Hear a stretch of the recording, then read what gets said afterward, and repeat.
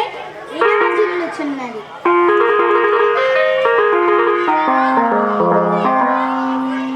సమరము వీక్షించిన కొలది నా శరీరము ఉప్పొంగుచున్నది.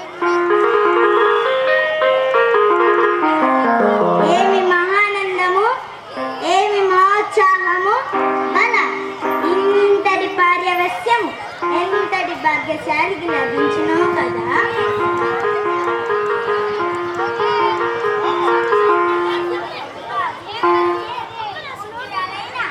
ఐతాంబ గర్భమున జన్మించి గొల్లపల్లలో చంద్రమ్మ ఇంట పెరిగి ఈ పలనాటి భారత సంగ్రామమునకు నాయకుడయ్యాడు.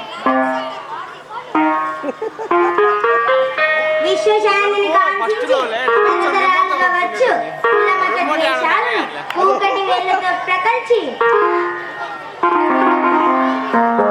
అంతరానితనం నిర్మూలించి శాంతి సహజీవన ప్రతిష్టాపనే తన లక్ష్యమని భావించిన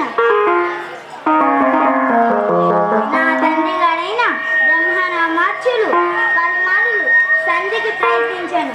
కానీ సమర పిపాసి కుటిల రాజనీతి దురీని అయి